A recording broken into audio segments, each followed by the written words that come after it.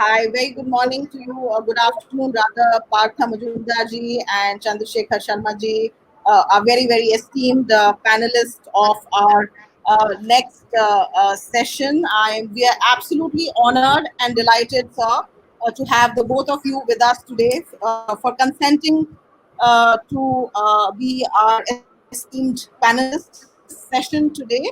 And Manuji, do we have you here, or are you there to?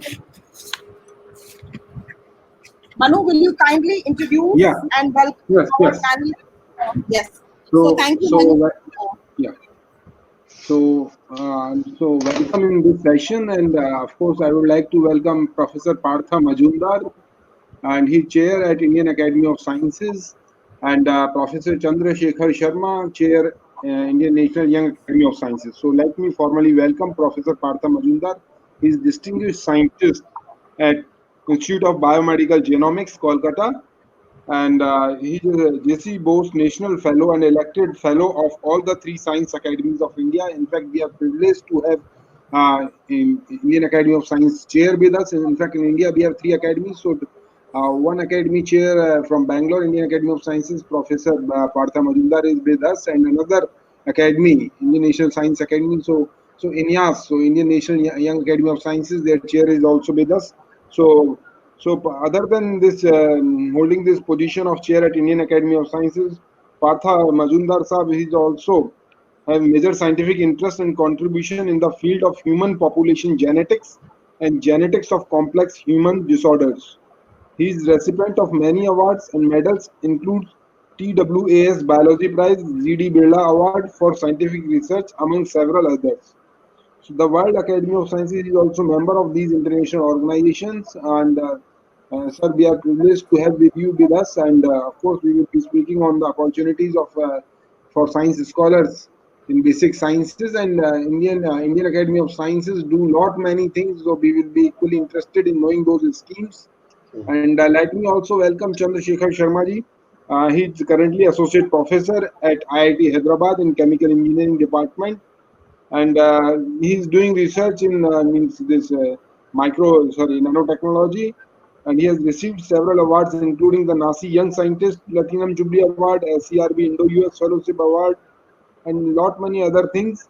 Dr. Sharma has more than 60 peer-reviewed publications with more than 700 citations in reputed international journals. I also welcome Dr. Chandrasekhar Sharma, and in fact, I would like to apprise our audience also.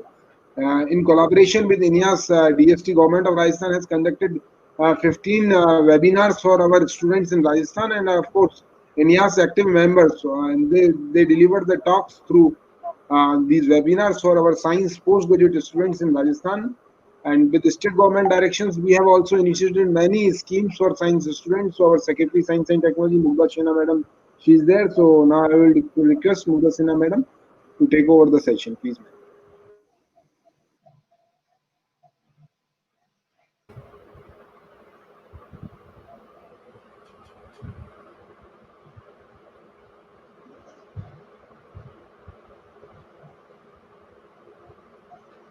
Madam, your mic is muted.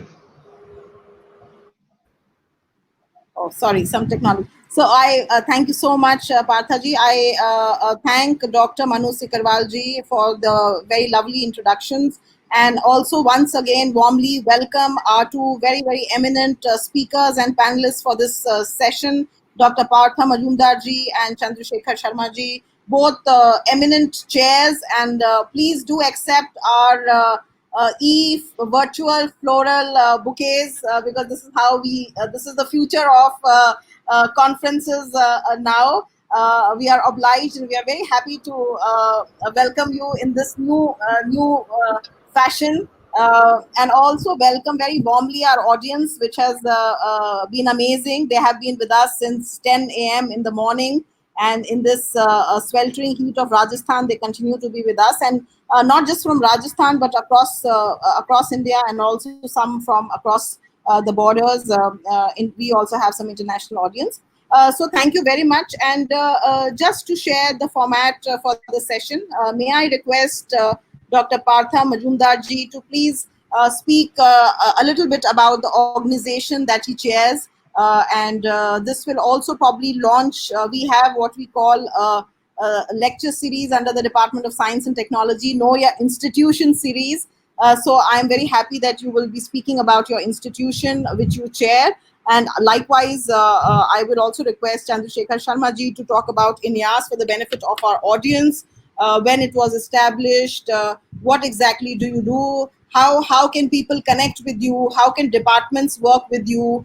We are working with INEAS, but how can other people? Because I also see a lot of people from other DSTs, from Orissa and from Gurgaon, people have joined. So my request is, please enlighten us a little bit first about your institution and the work that the institutions do, how we can connect, what are the opportunities available in research. So maybe from say about 5 to 10 minutes each, and then we will throw the session for questions, and the rest of the things we will take by way of questions from the audience and from the department itself. I hope that format is acceptable and understood also. Yeah, perfect. Thank you. That's fine. First of all, let me express my deepest gratitude to DST Rajasthan for calling upon me to be here. And I'm also delighted that we still have some audience. Most of them came at 10 o'clock in the morning, and it's pretty late in the afternoon, and it's hot in Rajasthan. I represent the Indian Academy of Sciences. I'm currently the president of the Indian Academy of Sciences. This is one of the 3 science academies of India. This is headquartered in Bangalore, but we have local offices all over India. This academy was set up in 1934 by Sir C.V. Raman, the Nobel laureate physicist of the country. And the objective of this, the major objective of this academy is to promote the progress and uphold the cause of science, both in pure and applied branches. So we uphold both science and technology and applications of science. The academy is administered by a council that comprises 20 people, 20 scientists, and the academy has promotes science by way of recognizing science and scientists, by publishing research, and by promoting public understanding of science by way of organizing summer research programs among undergraduate and postgraduate students, etc. So let me quickly go through each one of these. So I said that it promotes science by way of recognizing good science done by scientists of the country, and that each year some number of people, about 30 scientists of the country, will be evaluated. Very large number of them are nominated for election to the fellowship of the academy. About 30 of them are elected every year. And right now, the total number of fellows who are recognized scientists for their eminent contributions or prominent contributions to science is about 1,100. In addition to recognizing science that's done by scientists in Indian institutions, we also recognize scientists from who have done seminal work in other countries, and they are each year about 2 or 3 of them are elected. And they are usually people who are very, very stellar, like Nobel laureates and so on, fellows of the Royal Society, Nobel laureates, fellows of the national academies, and so on. In addition, we also recognize young scientists. So we recognize that some young people have promise, and we recognize promise early on, and they are elected as associates of the academy each year. About 10 of them will get elected, and the academy, of course, spans over all domains of science. So in electing fellows or honorary fellows or associates, we span over all science, all branches of science, including engineering sciences. In addition, we have a few chair professors, and these are eminent people who hold these positions for a year. And if they're outside of India, they come to India and stay in India for some period of time, usually a month or 6 weeks. And during that period, the academy hosts them. provides them with facilities for them to travel to different institutions in the country, deliver lectures at various levels, both at college level and at university or research level. And they go around multiple institutions delivering lectures and interacting with scientists in India. So we specifically have a chair named after our founder, and that's called Raman Chair. Raman Chair is usually given to our people who are invited to occupy that chair every year is a very, very eminent scientist. So last year we had a Nobel laureate, Ben Feringa, who is a chemist who actually occupied that chair and moved around through various institutions of the country and delivered lectures. This year we will have Professor Harold Varmus, another Nobel laureate. He got his Nobel Award for recognizing that viruses can cause cancers and providing mechanistic and biological insights into causation of cancers via viruses. So he will be our Raman Chair this year. In addition, we have a Jubilee Chair that was founded in the Jubilee during the Jubilee celebrations of the Academy, and then we also have a chair that's called Academy Springer Nature Chair, and Springer Nature publishes a large number of journals that are co-published with the Academy, and Springer Nature provides us with funds to host someone usually from abroad, and this is usually in the area of climate change. We publish a large number of journals. There are 12 journals that we publish, and these are all internationally renowned journals. Among these journals, the ones that will be of interest to this audience are two journals. One's called Resonance, which is the Journal of Science Education, which is really caters to science education at the high school and undergraduate levels predominantly. And then there is another journal that we publish, which is called Dialogue, which is for science, scientists, and society. So these are at levels where people who are reading these will get exposed to the modern ways of doing science, history of science, the methods of doing science, scientific temper, and so on and so forth. And we also promote science discussion, science debates online, and this is an editorially moderated discussion forum that we have initiated, which is called Confluence. So Confluence is an editorially moderated discussion forum, which is very, very vibrant. So we publish these 12 journals. In addition, we publish a large number of books. Of course, we have published all of the works of Sir C.V. Raman, including a pictorial biography. In addition, each year we publish a few books written by fellows of the Academy, and these are mostly technical books, but also books such as Butterflies of Peninsular India, or Bird Flight, or Number Theory. These are of more general interest, and those kinds of books are also published. Additionally, we have a master class series, which is a compilation of papers and essays from publications of the Academy, which are very well cited, which are very well read, and so we publish them as special volumes. The most important and of most interest to this audience will be our fellowship, our programs in science education. In science education, aside from publishing these journals, what we do is we've also been promoting research methods, or promoting school students, well, undergraduate and postgraduate students, essentially, to do hands-on research, to understand the methods of research, to build scientific temper in the prominent institutions of the country.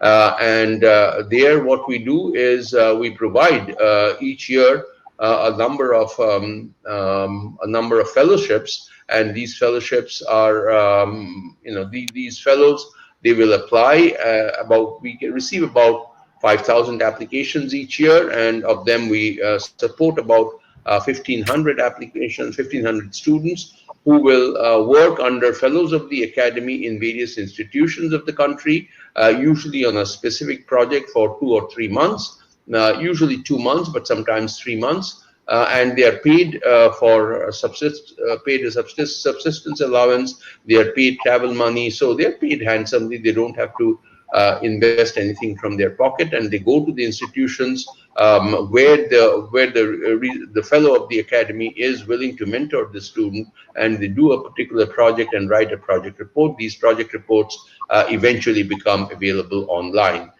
In addition, for specific geographical areas such as the northeast of India, we have what's called the focal area science and technology summer fellowships, FAST SF we call it, and these are for specific geographical regions. We have earmarked certain number of fellowships for specific geographical regions. We also promote science by organizing refresher courses, but for both students and teachers, and lecture workshops. These programs are usually held. The Summer Research Fellowship Program primarily is a joint program of all of the three science academies of the country. It was initiated by our academy, but in 2007, all three academies joined hands in order to promote science education, and we administer, find fellows of the academies to mentor students, etc. And so this is a joint program of all the three academies. Like I said, that in addition to this academy also promotes science through lecture workshops and refresher courses. All this is all primarily at the level of undergraduate and postgraduate students. Do we not do anything for school students? Of course we do. What we do is we have a trust. So this is called the Academy Trust. The Academy Trust primarily works on school students, and it's done in very similar ways. Not that we expose them to research, but we expose them to rational thinking, to build scientific temper. And the way that we do it is by going to schools or bringing multiple schools together in major institutions and engaging them in question answer sessions and lectures throughout the day. And we do this on an ongoing basis throughout the year, and this is a very popular thing that we do. Also, as a part of our summer fellowship program, what we have tied up with the industry, and we place many of our applicants who have applied for the summer fellowship program. For the summer fellowship program, when they apply, they will have to provide us with their interest and a brief write-up on what they would like to do during the science, like a project that they would like to do during the summer fellowship program. And we scan those and select from among those. If we find that there are applications that are more application oriented, that are more geared towards thinking in an industrial manner, meaning product driven or something of that kind, then we've also tied up with several industries, and we place these applicants to the industry. The industry academy summer fellowship program is also a vibrant program. So this is essentially what we do. We promote, like I said, one of our objectives is to promote progress and uphold the cause of science in both pure and applied aspects. And we do this through a large number of training programs, publishing research journals, recognizing science and scientists, and bringing in scientists from outside of India, those who are really stellar, and are Nobel laureates, etc. We bring them in and have them tour multiple institutions, such that it also builds the research temperament in the country and provides an exposure to modern ways of doing research and the most prominent fields that are ongoing or upcoming globally. So it provides us with a global view of research and also exposes us to major people who are engaged in these kinds of frontline research. So this is what we do in the academy, and I'll be happy to take questions.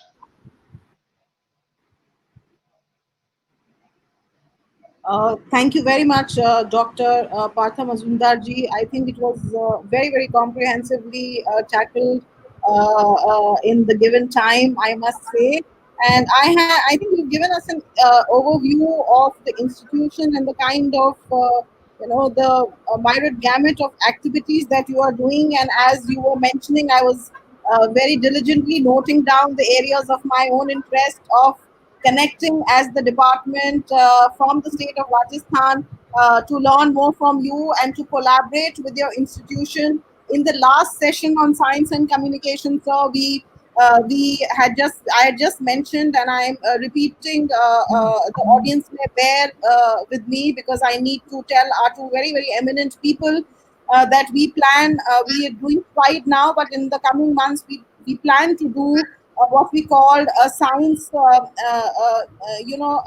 literature and film festival, because I think what you have mentioned and what I have seen a little bit of the various academies and the Vigyan Prasar, I think there is so much of knowledge, so much of learning that is already available, and it's so required that we keep ourselves abreast of the kind of knowledge that India has through the various monographs or the publications, the journals, to keep ourselves abreast of what is happening, because science anyways is a connect of the past with a futuristic outlook.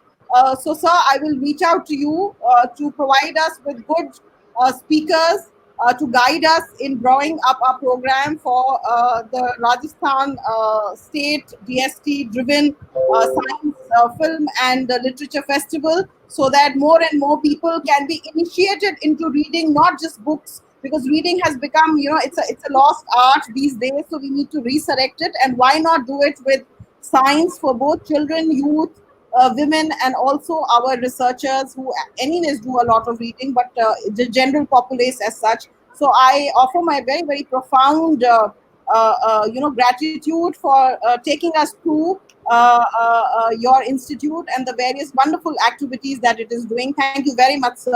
We will come back to you with questions once Dr. Chandrasekhar Sharma ji has spoken about his institutions, and I think then the audience will be in a position to better appreciate having heard from him.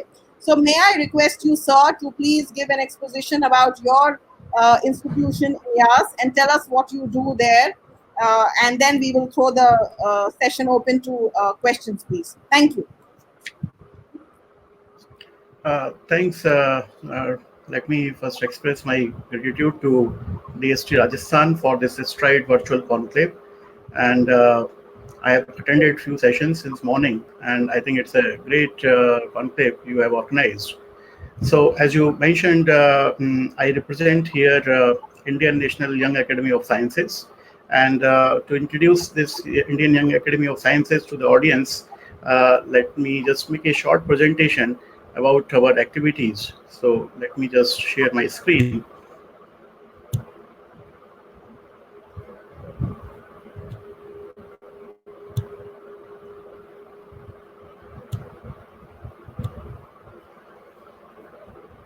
Can you see the screen now? The screen is visible, but can you do a full screen in PowerPoint presentation mode, please? Yeah. Yeah, thank you. Yes, I did that. Yeah, it is Okay. better now. Thank you. Yeah. Okay, thank you. So yeah, I mean, what Dr. Majumdar mentioned about the Indian Academy of Sciences. So we have 3 academies of sciences in India, but we are the youngest academy in that category, and in fact we are the only young academy of sciences, which is called INYAS, in short, Indian National Young Academy of Sciences. And our mission is to engage in interdisciplinary and intergeneration dialogues on scientific issues. And to achieve this mission, we have few vision statements. For example, we promote science education and outreach. We also do the networking among the young scientists across India. We do support young scientists in their career development and independence, building scientific temperament across the country. And also we collaborate with the other young academies worldwide. And just to give a brief history about this young academy, because this is the youngest academy of country. So it was started in 2014 when the Indian National Science Academy INSA Council, they selected 20 members as INSA Young Scientist Awardee. And that is how we started in December 2014. So we are just 5+ plus years old academy, and this is right now the only established and recognized young science academy in India. So since then, it's almost now journey of 5+ years. I would say we have completed our incubation period, and this is how we do function. So structure of INEAS, there is a chair for 2 years, which is selected by its all members in the general body meeting. Then we have the core committee members. Presently, we have 9 core committee members, including the chairs. Again, they are elected in the general body meeting, and they represent different disciplines like physical science, chemical science, engineering science, medical sciences. So it represents all different disciplines. And then we have members, and this membership is for 5 years. Unlike a typical fellowship of any science academy, this is quite a young and dynamic body in that way, because after tenure of 5 years, then you have to exit. So right now we have 81 members, and our first batch, which was which started the academy in 2014, is just graduated. So we have 20 now alumni members as well. So this is a current core committee, and I represent as a chair, and we have core committee members, total 8. So now the key initiatives, if you see in last 5 years, especially, we have taken a lot of initiatives, and some of them are mentioned here. We are providing a unique platform for brainstorming among the young scientists in the form of NatForce, which we call National Frontiers of Science Meetings. So these National Frontiers of Science Meetings, they are designed as per the US Frontiers meeting model, and they are primarily supported by the Principal Scientific Advisor Office, Government of India. And here we invite around 40 to 45 young scientists, all below the age of 45 years, across the different disciplines, and it's a complete residential meeting of 3 days. Then we are now in the process of publishing or editing the special issues of Proceedings of INSA, that's a Indian journal by INSA, and we have already edited one issue on that. One more issue is in pipeline, and in fact, third issue will be also there shortly. Then to have a outreach to the rural parts or to the regional parts, we are now issuing our annual newsletter in multiple languages. This year, in fact, we made the annual newsletter in Marathi, Tamil, Malayalam, and English, of course.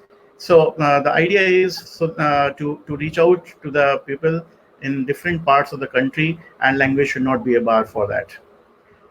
We started celebrating the National Science Day jointly with our parent academy, INSA. And here we organize science lectures on that day, and also release our annual newsletter on that day.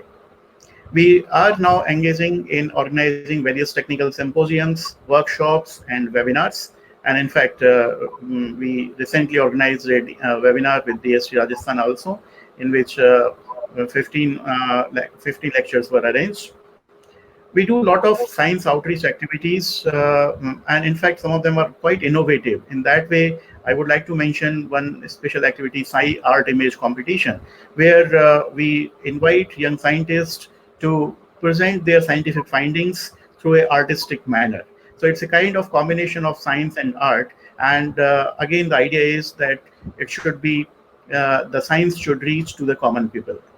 And other than that, we are engaged in a lot of science outreach activities in the form of science camps. They are especially targeted for the school children's. And we do participate in the INSA remote area lectures, where our members go and do the science communication or make the science awareness camps, programs, talks in rural parts or remote parts of the country. If I just summarize some of the key achievements of this young academy in last 5 years, we have made the representation at different national science academies. Of course, we are part of the INSA, but other than the INSA, we have been invited at Indian Academy of Sciences media meetings. In fact, one of the issue of resonance is also being edited by the INEAS. What Professor Majumdar just mentioned about the publications. We have also attended NASI, another academy meetings. So we have now representation in all the science academies. Among the INEAS members, we have very active scientific collaborations, because that is one of the objective of this young academy, to have the networking among us. And the basic and important thing is that all these scientists are from different disciplines. So it really matches the multiple disciplinary nature when we do collaborate with each other.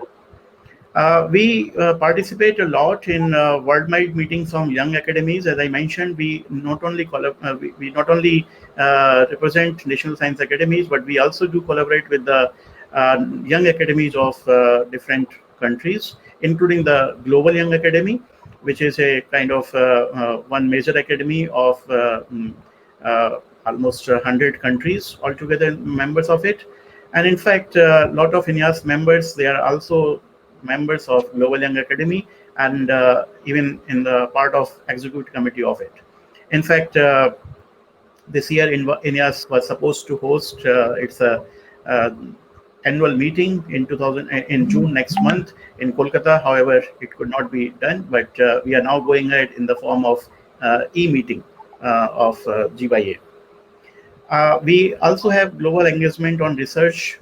For example, we do collaborate with a lot of countries in terms of helping them in establishing their young academies or science and technology meetings. We were invited to China last year. There was a delegation of 20 young scientists led by INEAS on finding the ways to collaborate between the young scientists of India and China. And similarly, we have been in discussion with Uzbekistan, Bangladesh, Russia, and so many other countries. From last 1 or 2 years, we are now participating in a lot of activities at the government level in terms of science policy and decision making. Many of our members, they are part of task force, national task force, even including the COVID-19 and various committees. And as far as members' achievement, several INEAS members, they are top scientist awardees, including the Bhatnagar Award and Swart Jayanti Fellowship, and they are on the editorial board members of various journals. So these are some of the key achievements. So I would summarize the activities of INEAS in terms of these headings like outreach. So we do remote area lectures and science camps, and they are primarily targeting the school students. Remote area lectures are basically part of INSA, and we join them. Then we do have the training programs in terms of webinars or workshops, and they are basically targeting for young scientists. We do the workshop on career and academic professional development for the young scientists and other similar subjects. We do community surveys in terms of science awareness for the general society. Even in terms of COVID-19 also, we made a lot of efforts in that direction. In terms of publications, so far, we have edited one issue of PINSA, and 2 more issues are in pipeline. And as I mentioned, soon we will be editing the one special issue of Resonance. In terms of policy and decision making, our members are working on a couple of white papers, which will be out soon, and we are part of national task forces. We do the liaising with the national academies as well as at the international level with the Global Young Academy and other national academies, as I just mentioned. And other than that, we do a lot of scientific meetings, symposiums, conferences, and our annual meeting also, which generally takes place in February at INSA, New Delhi. We do have a lot of technical discussions, apart from this National Frontiers of Science, which is organized from last 2 years with the help of Principal Scientific Advisor Office. And these are just a sneak peek of various activities like science outreach. So what you can appreciate is that it's across the country, like Srinagar, Chandigarh, Faridkot. In fact, our former chair did it in last February in Churu, Rajasthan. And the topics are quite wide, like fun about mathematics, physics, chemistry, biology, astrology, and astrophysics. So these are quite a wide range of topics which we cover in these science outreach. And as I mentioned, the target is mainly the rural students. And notably, in last financial year 2019-20, we organized 12 such science camps in which more than 1,000 students were connected. Remote area lectures, as I mentioned, objective is to enthuse the young minds and bring the exposure to the current progress where the internet and other mediums are not available. So we do a lot of, in fact, last year we did 34 such remote area lectures, and we have reached out to more than 2,500 students in 1 year. As I mentioned, this National Frontier Science meeting, it's a very a multidisciplinary nature. Like you can see from last year, we did it in Jaipur, in fact, Samod Bagh. And you can see the topics like artificial intelligence, life on the edge of Earth, behavioral ecology, then material science, computational chemistry. So it's a quite multidisciplinary, and it's a very residential meeting. So it's not a typical conference. It's a more like a discussion session, brainstorming session. More emphasis is on the in the discussion rather than the presentation from the speaker.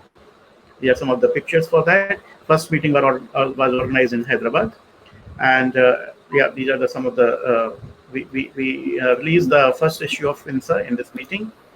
As I mentioned, we do the technical symposium and workshops. Like one workshop last year was organized by IIT Jodhpur on 2D materials. So these are the technical symposiums, and other than that, we also do the academic and professional development workshops. This is what I was mentioning, innovative science outreach programs like in terms of science, Sci-Artemis. And this year we are going to do it at national level. And soon, next month, I think in next couple of weeks, we are going to make the announcement of this image competition, which will be at the national level. So one can look into the INEAS website for that. So you can just see how the scientific images are given the artistic impression, so that the message can be communicated to the people not in science regularly. These are the other science outreach activities. I do not want to go into the details, but we do like DST inspired internship camps or Vigyan Jyoti program activities. We participate. We have organized young investigators meeting at different places. We are doing the webinars. So in fact, there is an exclusive webinar series we are doing with the INSA, Vigyan Setu. And we already had 3 webinars in that series. 4th webinar will be on 4th June. So this is the DST Rajasthan webinar, which we did. There were 15 such lectures. And in fact, one webinar is starting from tomorrow, INEAS Tangled Bank. And another webinar will be on the June 5th on the World Environment Day. These are other scientific collaboration among the INEAS members in terms which are reflected in terms of different projects and publications. So one of the thing which we did in last one or 2 years, that we made the representation to different top officials of the government, DST, SERB, or other academic or principal scientific advisor office, and we basically represented INEAS and made them aware about what we are doing. And as a result of these meetings, now several INEAS members are on the board of several committees, which are like task force or decision-making bodies. This is INEAS representation at international level. As I mentioned, we do attend the annual meetings of GYA because there are a lot of members of INEAS, and also as a young academy of the country. Like some of the activities are mentioned here. We have done roundtable discussions on developing economies in London, World Science Forum in Budapest, and several cooperation are ongoing with the national young academies of Israel, China, Vietnam, Russia, Bangladesh, and Uzbekistan. In fact, a couple of these young academies were established with the help of INEAS. So these are some of the activities of like National Science Day celebration. We do have the lectures this time. INEAS annual newsletter, as I was mentioned, this is multilingual and our annual report. And again, the idea is to have a wider outreach, not just only in the English. These are some of the major achievements of our INEAS members, like Sword Jayanti Fellowship, Bhatnagar Awards, or SERB Women Excellence Award. Several of them are in the GYA or even the Executive Committee. And our members have done a lot in terms of social service, in terms of COVID-19 in different ways. These are just of the glimpse of our general body meetings. And these are our members. So every year we induct almost close to 20 members. And Like last year, we have 193 applications, and we finally selected 16 members. So we can say that there is a almost 8 to 9% of success rate. And these members, basically, when we do select them, it's not just only their scientific accomplishments, but also their science outreach activities, which we pursue while selection. So our next, in fact, notably, yes, this is an important slide. It's something very proud for INEAS that out of 81 members, currently we have 23 women members. So our Vinyas, we call it Vinyas. So we have a very strong representation of more than 1/4 representation of women members in INEAS, which is not so easy in terms of other academies if we talk about. So if you want to be a member of INEAS, this is for the young scientists or viewers. There will be a call open in the July, and you can apply and you can look into the details on our website, and we will be happy to answer any queries on how you can connect with us and reach out to us. So thank you very much, Dr. Chandrasekhar Sharma ji. That was very, very profound and very, very thought-provoking, because I think we have been flooded with a lot of questions. You have ignited a lot of interest by mentioning your various activities across the fields. And also the fact that I'm happy that your membership drive is going to get launched from the 1st of July. I am requesting my project director, Manu, to please tweet this closer to July. Let's remember this. Let's also tweet it for the benefit of all our viewers in young scientists in Rajasthan, so that they can also benefit from becoming a member. We have Dr. Mahesh ji, who is the chair of the local Jaipur chapter here, and we will also request him to help us increase the participation of people, the members. Having heard you, may I ask a question to each of you before I take the questions from the audience? And there are a few questions. You have mentioned about your membership drive, Dr. Chandrasekhar Sharma ji, starting on the 1st of July. If you could also please enlighten our participants as to what is the eligibility criteria in terms of age and qualification. You did mention something about social outreach in the field of science, but if you could say a little bit more and also mention the selection criteria, I think it will just ignite some more interest. And may I also request Dr. Partha Majumdar ji, if you also, I'm sure yours is a slightly different, more esoteric and more erudite, more academic than probably INEAS is. So the academies have a different purpose, and I totally understand that. But do you also invite researchers as members?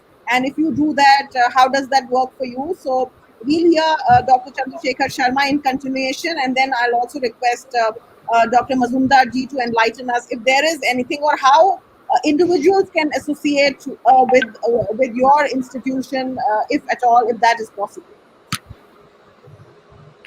Yeah, so our membership is open to all, with the basic eligibility of a PhD in basic or applied sciences, including the medical sciences like MBBS or MD. We also encourage medical science people also to apply, to give a diversity to this community.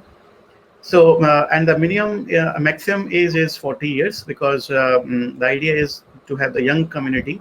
So we take the members at the age of 40. So if we have five years membership, so they basically become the alumni by the age of 45.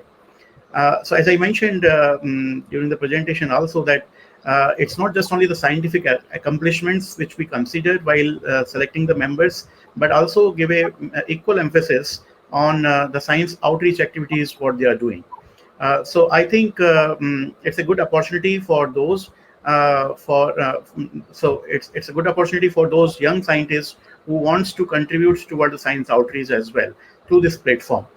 And we do have a special consideration for women members in terms of, let's say, if they have a break in their career for 1 or 2 years. So we consider a relaxation in terms of age based on the justification for the women members. I think that may be one of the reasons to have more women members in INEAS. And apart from that, Because if you see, there are other science academies and they do honor the scientific accomplishments in various forms, like associates in IAS or Young Scientist Awardee of INSA or NASI. But INEAS is, I think, little different, as you rightly mentioned. It's not just only the scientific accomplishments which matters to us, but also the science outreach, which is major foundation. So that is something which is equally important for us. Now, in terms of outreach activities, so far, if you see, because it's a very young academy of 5 years time, so we started with the school education, school science camps, but slowly now we are heading towards the actual young scientists in terms of PhD students, postdoc students, and that is where we are now contributing more and want to contribute more in terms of different kinds of technical symposiums, workshop, and not in a very not in a very routine manner, but these kind of very interactive manner we want to make it. So it has to be a little different than what we are doing, what others are doing. And apart from that, we are quite open for any outreach activities, which is basically for the science education. So it's not just only limited what I have presented, but let's say tomorrow if we have some offer from DST Rajasthan to contribute, I think we would be very happy to do that. So thank you, and thank you also for all that webinar series that you did. I was present for a few of them, and I thought they were very, very interesting and interactive. So thank you. I forgot to thank you initially in the beginning. Dr. Partha Majumdar ji, we'd like to hear from you also. Yes, so like I said, that our academy, and this is true of each of these 3 science academies, we recognize excellence in contribution to science, and we recognize promise. So the first departure from INEAS is that you cannot apply to become a fellow or an associate. You have to be nominated, and the nomination is done by current fellows of the academy. And they identify people who are doing good science, who have made good contributions to science, and they nominate. So the procedure is of getting elected to the fellowship or the associateship of the academy is for them to be recognized by an existing fellow who will nominate. So the fellowship is essentially for contributions to science, for excellence in contributions to science, and the associateship is for excellence in or those who show excellent promise in their ability to contribute to science. So they may not have actually contributed sufficiently to be elected to the fellowship of the academy, but they hold the promise, and a large number of associates that we select eventually become fellows of the academy. The associates are usually, well, it used to be up until 2 years ago, it used to be 35 years of age was the upper age limit, but we have now extended it by 2 years, primarily because medical graduates take a little longer time for them to become, for them to graduate and establish themselves in science to show promise. So we've now extended it to 37. The associateship is 3+2 after a period of 3. Initially, the appointment is for a period of 3 years, so one reaches 40, but can be extended by 2 more years if there is sufficient amount of progress in terms of contribution to science. So this is how our fellows and associates are elected, and it's the fellowship. Election to the fellowship is very, very stringent, and obviously a large number of the fellowship of the existing fellowship of the academy, they have to recognize that a nominee can be elected only if a large number of fellows agree that the nominee has actually contributed sufficiently and in an excellent manner to that particular domain of science. Thank you very much, sir. That was very, very useful information also for us, and I'm sure for all our viewers. I will take up a few questions from the audience and intersperse it with any of my own observations that I have. So one of our participants, Sumanna20, says, why no Science Academy branch in Jaipur?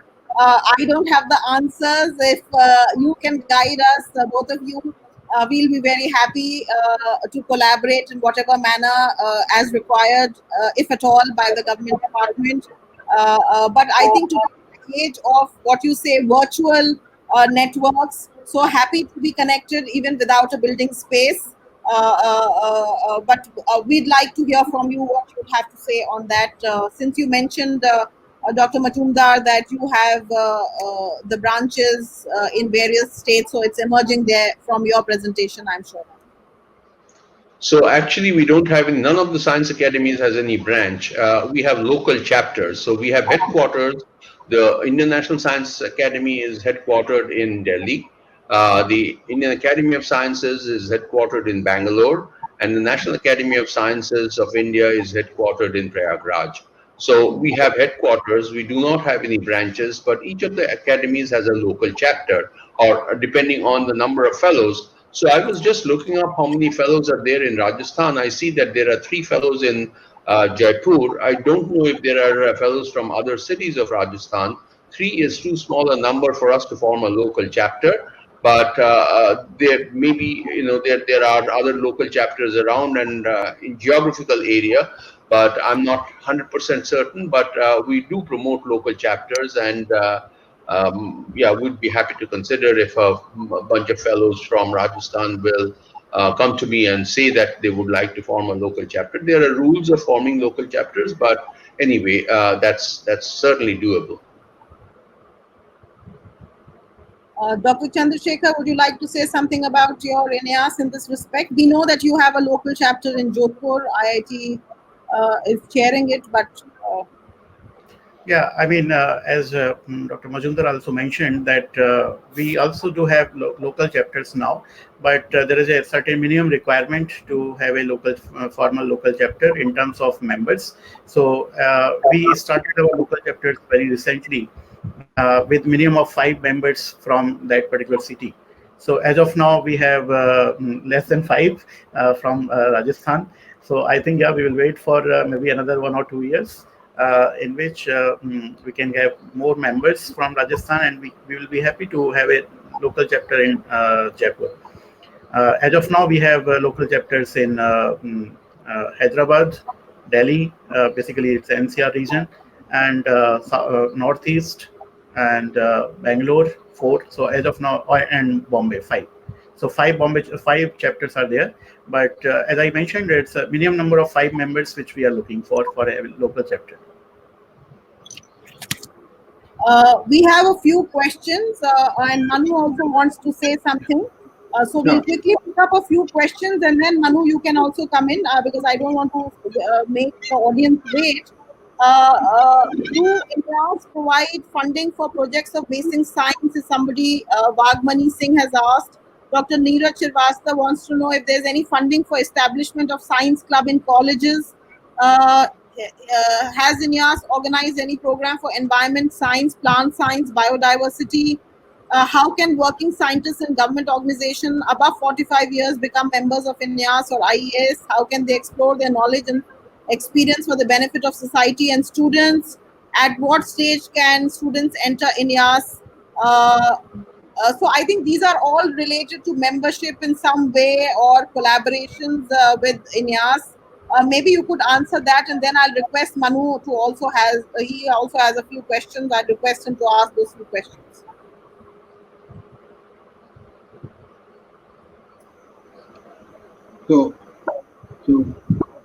So let me also apprise Professor Partha Majumdar and of course to Dr. Chandrasekhar Sharma. So state government, DST government of Rajasthan has also initiated one scheme. This is thus similar to Summer Research Fellowship of Indian Academy of Sciences. So we also do provide a fellowship for students to ignite some research interests, and this fellowship is known as Karya Fellowship, Knowledge Augmentation through Research in Young Aspirants. And basically, our students from remote places of Rajasthan, they are provided this opportunity to work in different premier institutes like Harishchandra Research Institute is there, BRC is there, and IITs are also of course part of this program. And so from Partha Majumdar sir, so since you have great fellows in your list, Indian Academy of Sciences, top scientists at your fellow list. So definitely, if state government directions are there, so we would like to hear from them also. So we would like to have some there.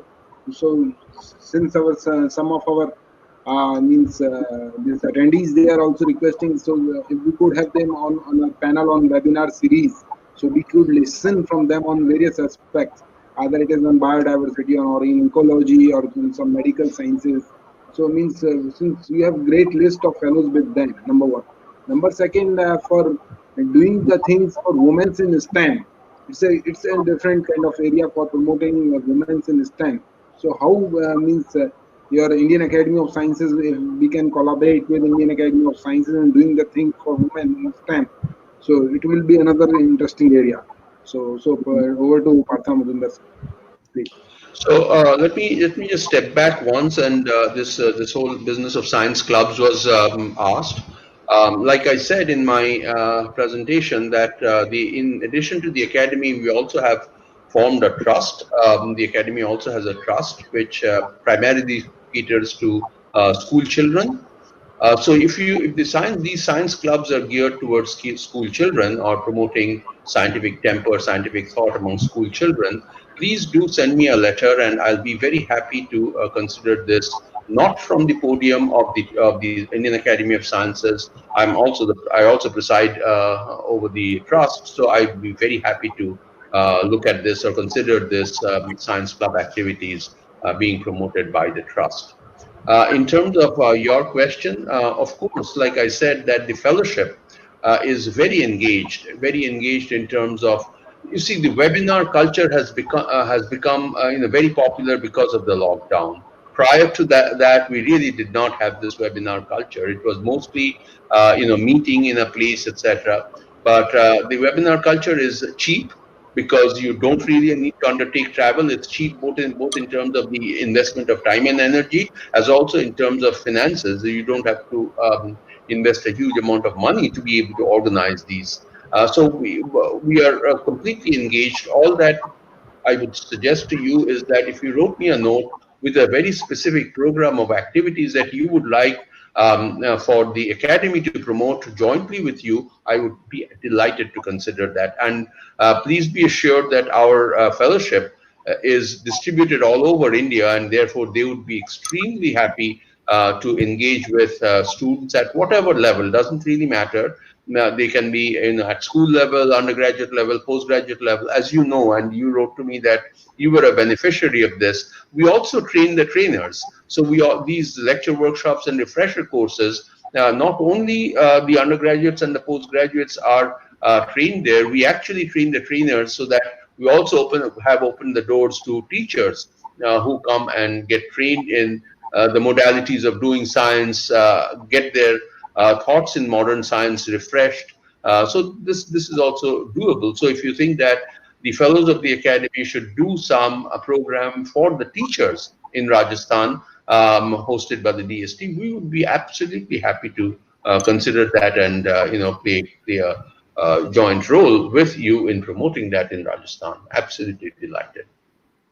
Sir, thank you very much for that promise, and we will hold you on that. And as I mentioned to you, sir, we are really interested in doing a science festival to tell people on the kind of books that that have been written, that can be read by the general public, because science is slightly unnerving for the general public. The moment you mention science and any reading, they think that it will come with a lot of jargon. But there are a good number of books which are very, very motivational. And we know the series that have been written by our late Dr. APJ Abul Kalam. So I think there are many more that need to be explored for the general public, which can be very, very insightful. So that is one thing, sir. We will definitely write to you requesting to help us frame a program, help us with book recommendations, speaker recommendations, so that we can do a similar kind of a conclave on this. That is one, sir. And emerging from the question that Dr. Manu asked, let me request Manu for us to write to you. We have the teachers training program, sir. We look after the science clubs in schools which are manned by the teachers. The teachers need to be motivated beyond the routine set of instructions that we give to them, and they also need exposure. So I am requesting, sir, in my previous session, we had requested for a television channel or a YouTube channel by DST for our science clubs, the students, to keep them active, to get to know more about what science is doing, but maybe a graphic comic series or something, if you can help us build that kind of a literature in DST, or you could do it. Maybe we could form a small committee where we could suggest topics which are required, which is the missing gap in literature, in science literature. So maybe an Amar Chitra Katha kind of a series for science subjects. When we talk of robotics, how do you explain it in graphics to a child in different kind of vernacular languages through stories? So storyboard writing is something that I am very passionate about for science students. If sir, if you could help us, maybe we will definitely write to you, and you please pick and choose whatever idea works with you, and we'll be happy to work in collaboration. Also, I think books need to be written for science administrators, sir, because I am from the non-field science with deep passion, but I am managing a whole host of scientists, and they seem to be pretty much happy so far. But I think we as science administrators also need exposure, also need to learn a whole lot, and maybe in the process it will be a mutual two-way learning. So maybe books and monographs also need to be written to train young civil servants about this science stream, because eventually we end up heading departments in the state. So I think it will be really useful. I will write to you about all this, Manu. We can make a note, and maybe we can move a letter to the president of the Indian Academy of Science, Dr. Partha Majumdar. And thank you very, very much, sir, for those great promises. And we look forward to being in collaboration with both of you, sir. There is one question. I think, in fact, there are two questions. I think you have, raised people's expectation. Now, 60-plus-year people who have been contributing in the field of science want to know if there is an academy that can make use of their wisdom and knowledge and contribution. So that is one question. I think too much of centering around the club culture. Then how to encourage young researchers to do fundamental research, which eventually can be very beneficial to build up knowledge base. How can we enroll for training as a trainer?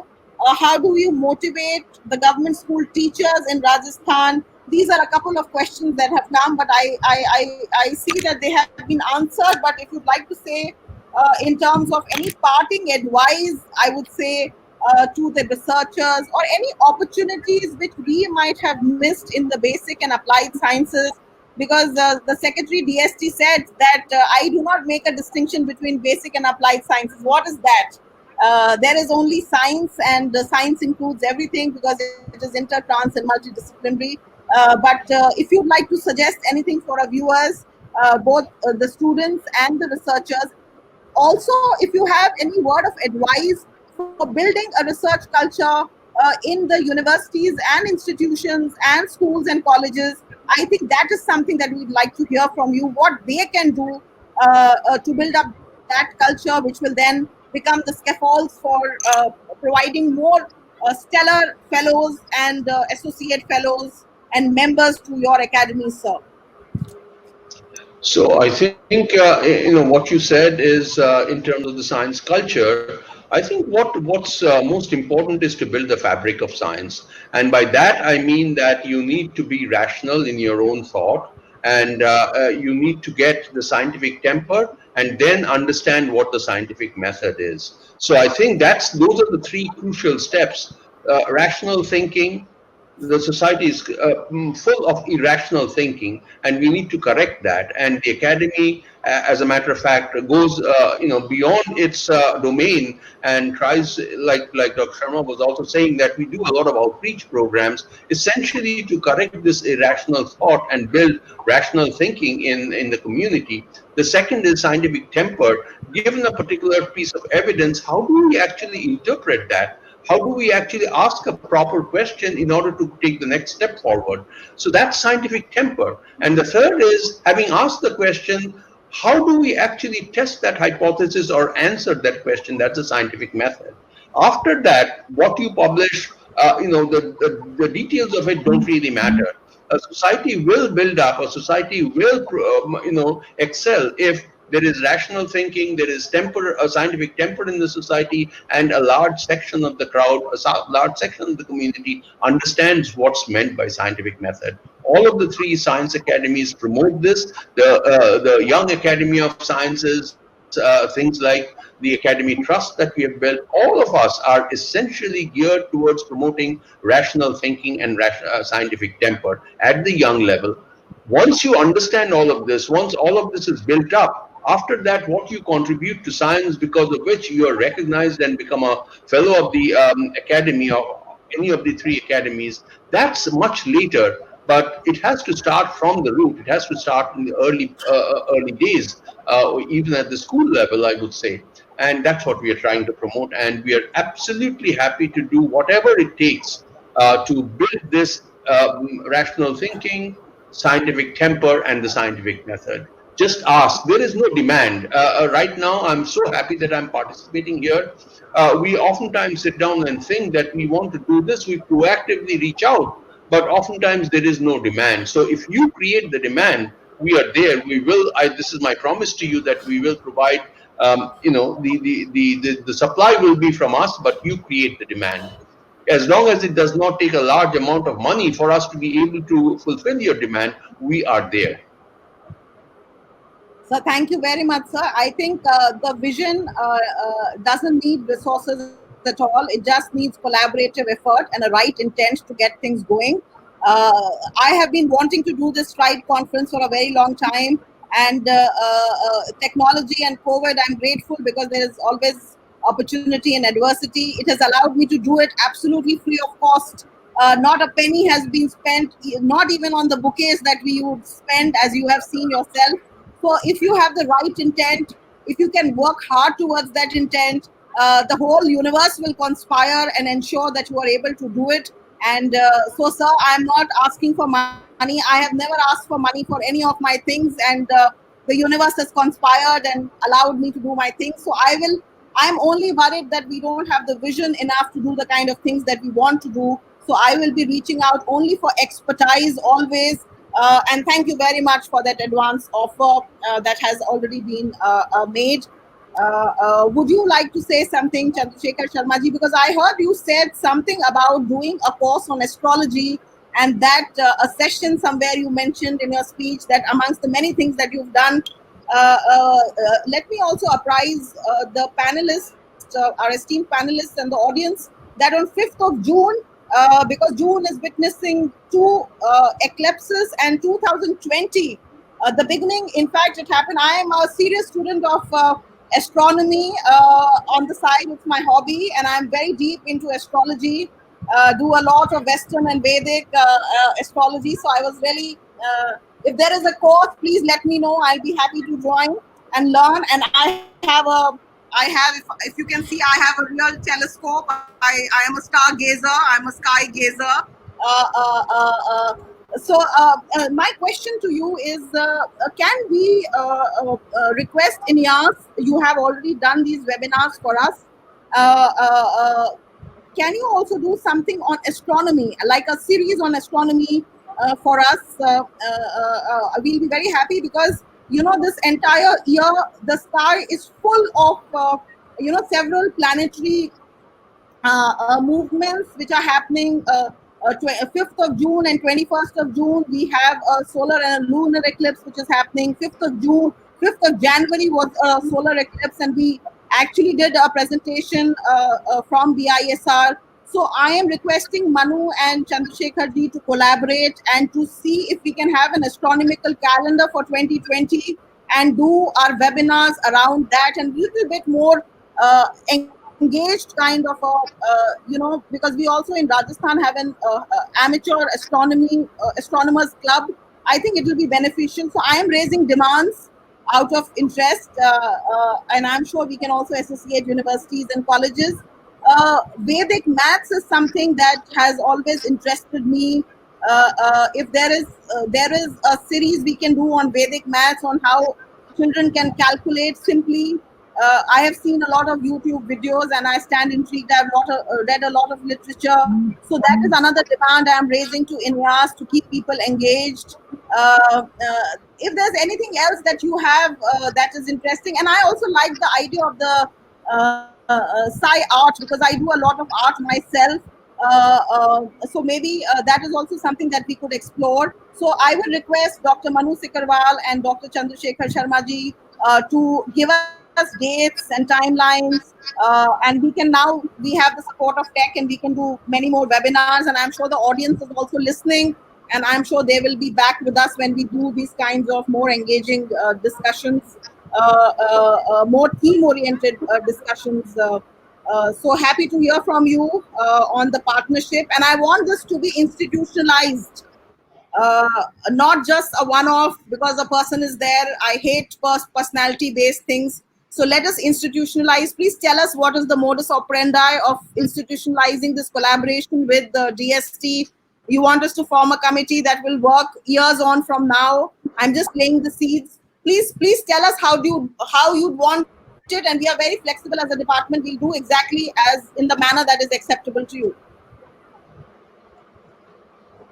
Yes, so I think yeah, we can do joint webinars on the subjects which you mentioned through our INEAS members, and I would say good thing about this young academy is that we all are young scientists. So even if we are working in our silos in terms of, let's say, chemical science or chemical engineering or physics, but we do have a lot of interest in other activities, and that's what we also want to share with the society in general. So, I mean, as I mentioned, from tomorrow itself, we are starting a webinar series jointly with this CUP Bhatinda, Central University of Punjab. And you would be amazed to see the kind of topics which we are covering. Like it's a biodiversity, bacterial diversity, mangroves, snakes, frogs, Indian birds, endemic fishes in the Western Ghats, wild Himalayan bamboos. So these are the kind of topics which we are covering in the webinar series is starting from tomorrow till 5th June. And again, on the 4th or 5th June, there is a webinar, half-day webinar on environmental sustainability. So we do a lot of these things, and the areas are quite diversified. And I agree that we can definitely collaborate on some of these aspects, including the Vedic mathematics. I'm sure we will have that regard. Now, again, let me go back to some of your previous discussion regarding and what Professor Majumdar also mentioned about the scientific temperament. So, of course, one of the objective of INEAS is also building the scientific temperament, especially at the early stage. And I feel that curiosity, what he was mentioning, the curiosity and the creativity, I think these are the two fundamental aspects on which we all need to work. We have to increase this curiosity among the students so that they can ask the questions. And that is where I think a lot of us at the at the school level were not so exposed. And that is what INEAS is trying to do in terms of science camps or remote area lectures. And again, I think one thing you mentioned about the basic or applied research, and I think I agree with Professor Ashutosh Sharma on that, DST secretary, that I think there is nothing like basic or applied. You know, both are basically complementary to each other. If you want to look for a solution to a problem, if you want to develop a product, or if you want to develop a technology, you need basic as well as the applied research. So I think this kind of differentiation which is there in our mindset, I think we need to come out from that, because without basic science, without developing the knowledge based society, you cannot do the innovation, or vice versa. So, well, again, I think coming back to your last question about, we in the INEAS, we can do a lot of activities, especially in the Rajasthan area for your school. In that regard, there are two things I would like to mention. There is a for teachers, especially for the teachers.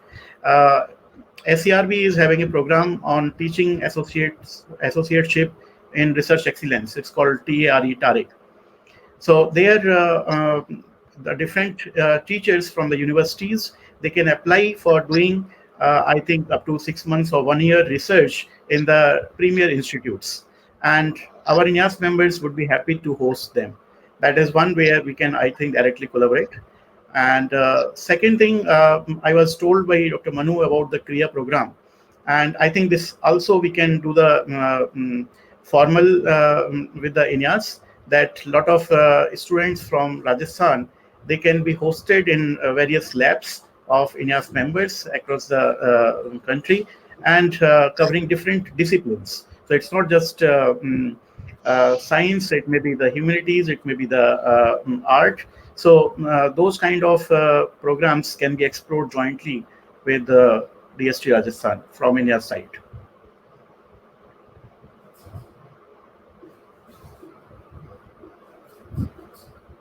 I think your mic is muted. Okay, so thank you very much. It's really very kind of you to extend this collaboration with us.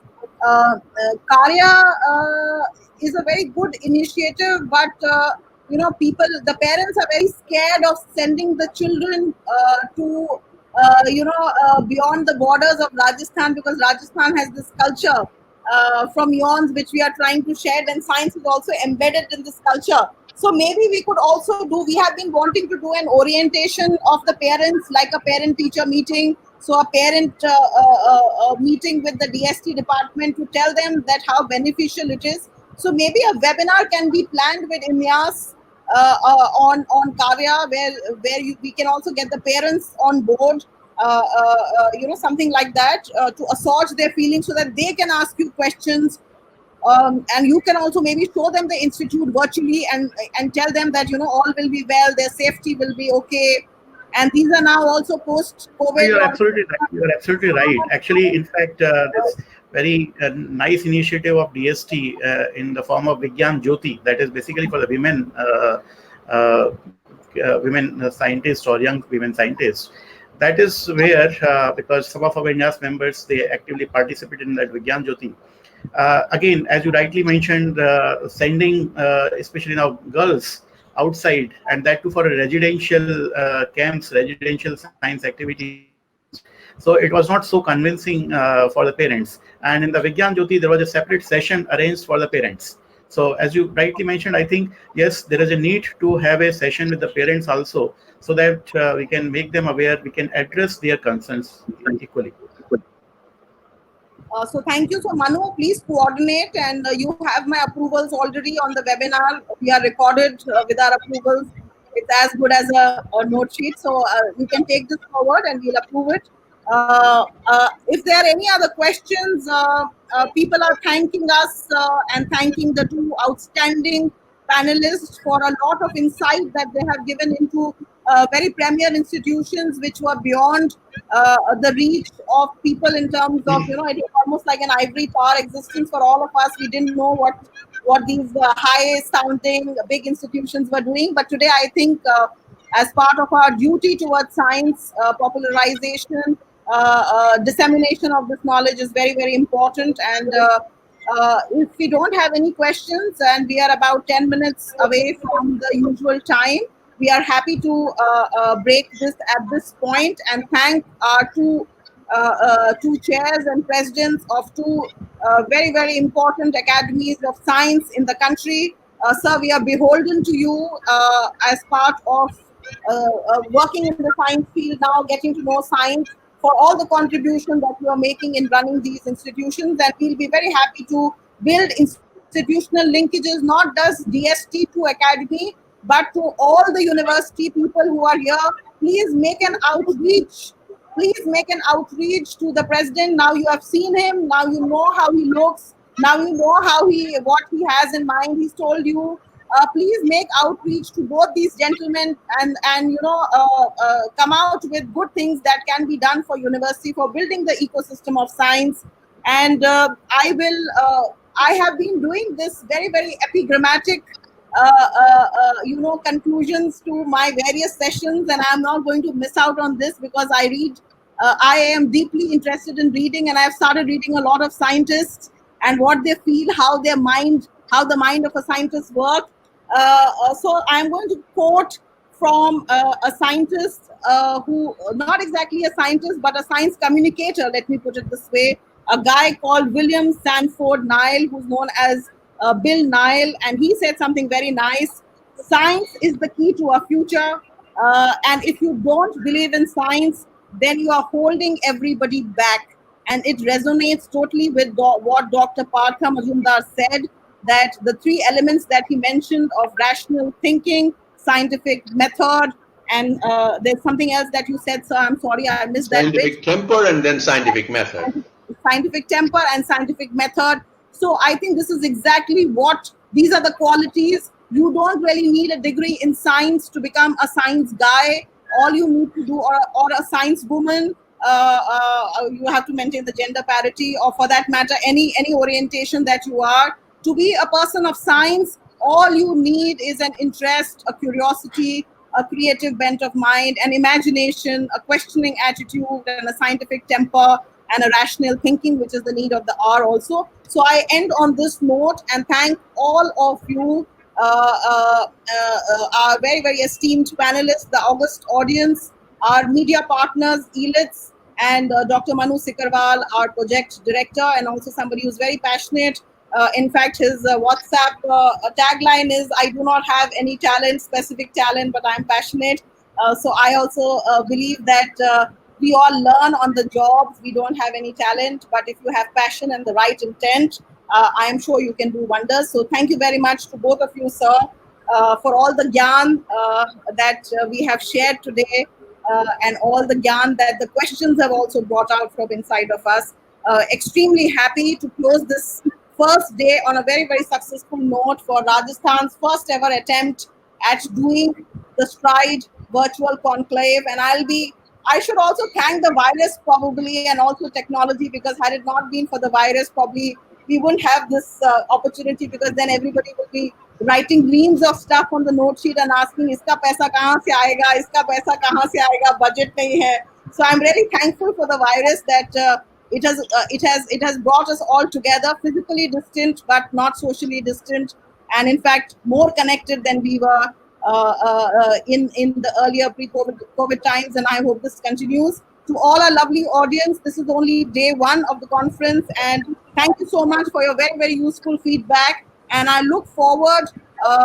Please be our policy advocates. The audience is supposed to be the policy advocates to the government and demand things from the government, because that is what keeps me alive and kicking in my job, and passionate about the kind of things that we do. So we close for the day today on a very, very successful and high enthusiastic note. And I look forward to having you all back on Sunday, tomorrow. I know it's a Sunday, but this Sunday is devoted to science and to creativity and to passion. And I want to have all of you back tomorrow, because we have some very, very interesting sessions on the other three verticals of STRIDE. We covered science, society, and startups today. We did a T for technology, biotechnology, and transfer of technology today. We did research and science communication today. And tomorrow we'll be focusing on intellectual property rights, industrial design, innovation, then D for design. We'll also be having a very special session on drones and development, as in translational aspects of science and the role of citizens in science and society in science. And then we will be talking on engineering, re-engineering, biomedical engineering, and entrepreneurship, which is emerging from this aspect of science. So some very, very good speakers from very, very premier institutions, just like today. So be with us, and we will see you after this break tomorrow sharp at 10 a.m. So good luck, all the best, enjoy yourself, stay safe, stay at home, and don't forget to wash your hands and mask up if you have to go anywhere. Thank you very much, all the best.